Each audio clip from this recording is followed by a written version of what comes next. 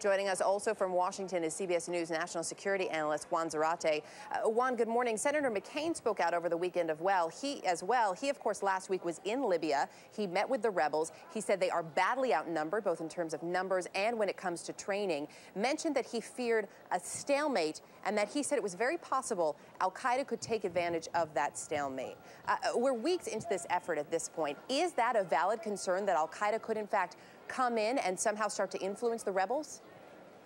I think it's a valid concern, Erica, and I think al-Qaeda has traditionally taken advantage of chaos and permissive environments, and in particular in Libya, where you have a history of al-Qaeda presence in related groups, as well as extremists who have been sympathetic to al-Qaeda's cause. This is a real concern, and I think al-Qaeda is not only taking advantage of the space, the permissive environment to move operatives around, but trying to foment enthusiasm for violent jihad against Gaddafi.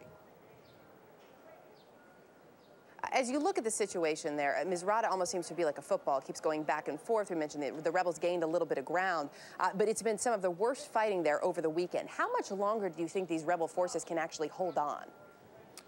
Well, that's a great question, Erica. I think the one thing that is clear is that they can't survive without foreign support and Western intervention. Certainly militarily, we see that to be the case. On a humanitarian basis as well, I think that becomes critical.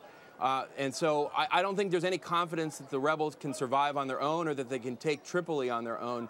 But I think what needs to happen is continued Western support if we hope the rebels are going to survive. The other thing is, Eric, I think the administration is hoping that internal regime fractures actually take over and eventually topple Gaddafi. I don't think there's much hope that the rebels will take Tripoli and take Gaddafi down. So pinning hopes on that as a different option. I do want to ask you really quickly, though, about the rest of the region. We saw more unrest in Syria over the weekend. I believe it was more than 100 people killed in demonstrations. How do you see that uprising ending? Well, I think we're likely to see more violence there, Erica. The regime is cracking down harder, using violence. They're now arresting protest leaders.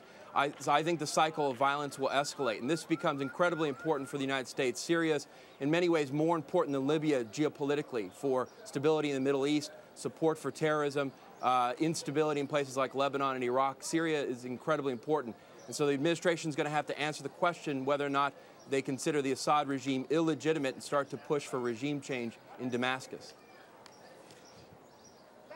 We will continue to follow it and follow it along with you, Juan Zarate in Washington. Thanks.